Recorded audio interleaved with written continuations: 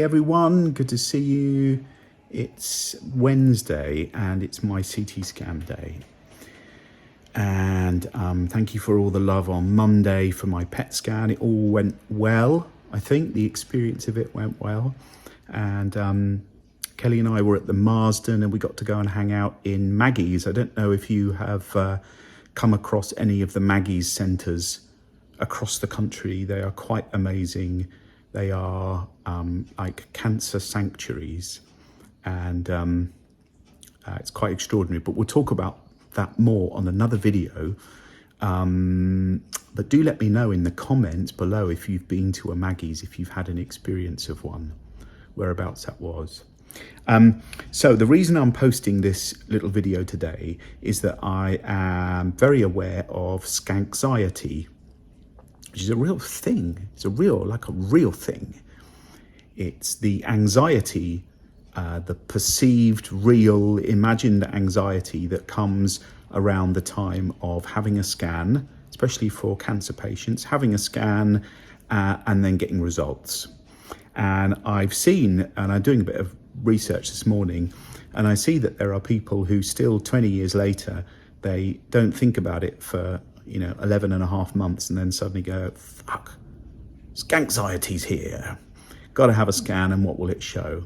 So it's clearly something that does subside and can lessen, but can still have quite an impact. So I wanted to talk a bit about it. I haven't done a massive amount of research into what we can do about it. So these are just sharing some of my thoughts. But what I'd really like to hear from you in the comments below is, how do you deal with scanxiety yourself? How does your partner cope with it?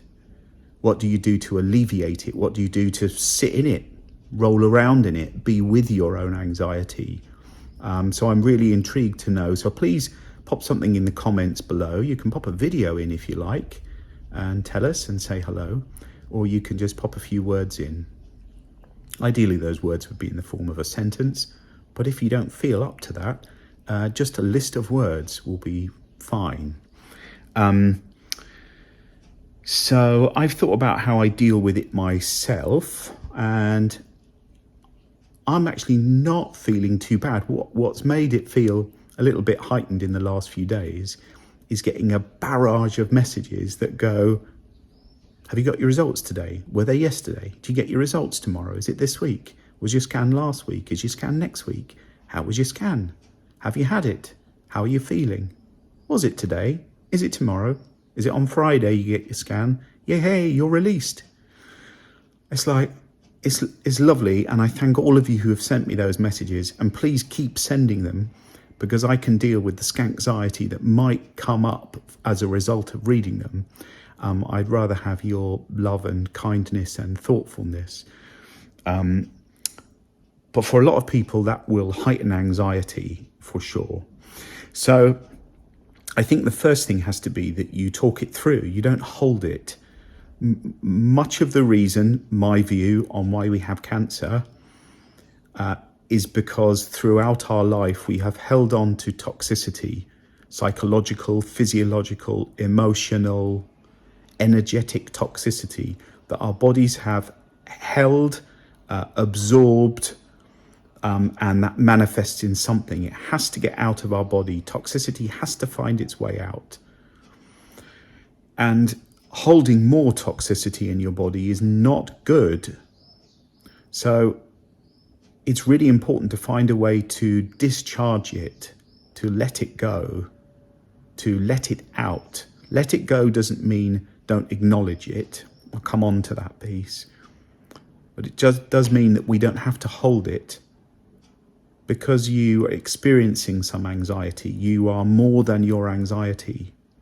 You are not your anxiety. This anxiety is a part of you. It will feel very real for you. And you are more than it. So talk it through, whether it's with a partner, whether it's with a counsellor, whether it's with a best friend, whether it's with your notebook. Find a way that you're able to discharge it so you don't have to carry it around.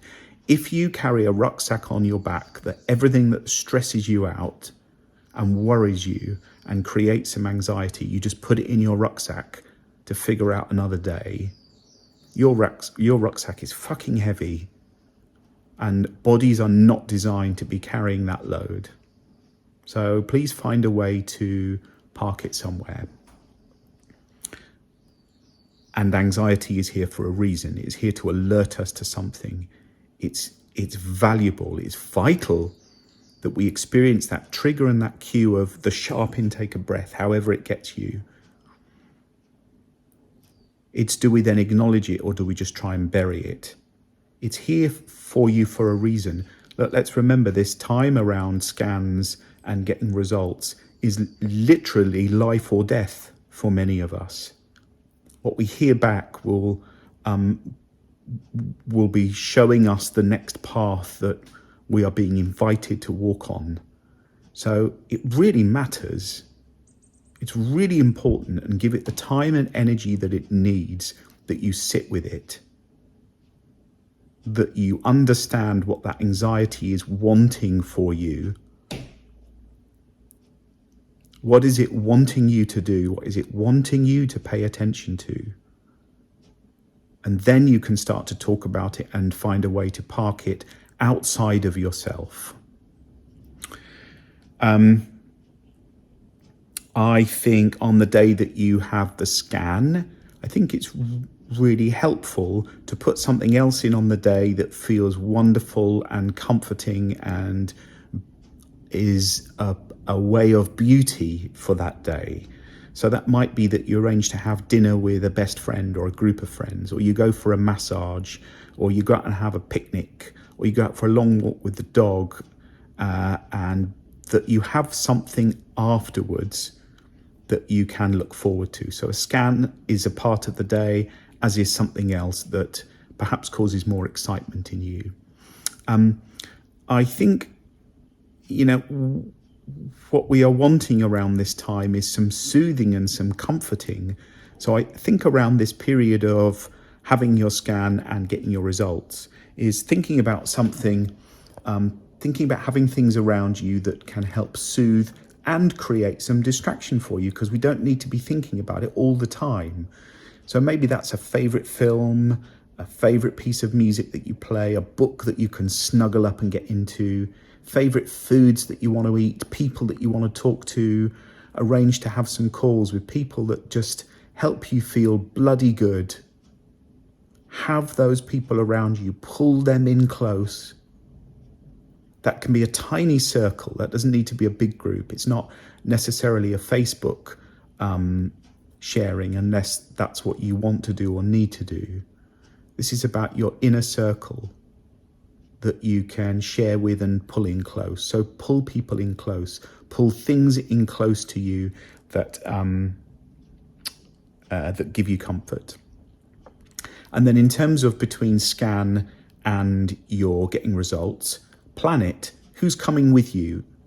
So don't go alone, go with someone. Have someone that can be there as your pillar. Plan your consultation with the consultant. So if I get good news that sends me on one path, what are my questions? What do I need to know? Because often in that moment where we have a sharp intake of breath and then we let go, we forget to ask all the questions that we need that are really important. So capture them. And likewise, if you get a result that is not the news that you had hoped for, what questions do you need to ask? What things in that moment do you need to be able to seek some insight on, and share those with whoever goes with you, because they might need to pick up the asking of the questions. So there's something in here about a bit of planning. There's something in here about a bit of allowing yourself to feel anxious. You are allowed to. In fact, it's important and encouraged. Where it becomes problematic is if you just pick it up and put it in your rucksack and push it down to the bottom and pretend that it's not real, when actually it's real. So those are just some of my thoughts. I don't know if I have others. I could have planned this, couldn't I? I could have sat down and done a load of post-it notes and stuck them up, but I haven't. In Richard's wisdom, I thought, I'm going to do a video about anxiety. But what I think I will do is do a little PDF at some point in the coming weeks about anxiety. And I am eager to hear from you. So how do you do it? How do you manage it? How do you not manage it? What are your concerns with it? Maybe there's some questions you have that I could talk to about skanxiety. How does your partner do it? What's it like for you being a partner of someone who is living with the other half that is about to go and have a scan and have a consultation and get results? What's that like for you? How do you cope with it? Okay, that's it for me. I'm going to make a drink, and then this afternoon I have the CT scan. It's this afternoon, people, and then in 2 days I'm unleashed into the world. I'm free from my 100 days. Sainsbury's, I'm coming to get you. I am going to walk around Sainsbury's like I own it. And do you know what? I might buy a couple of things. Yeah, because that's how I live, life on the edge. That's it, people. Look after yourselves, please. It's a funny old world out there. Lots of love to each of you. Bye.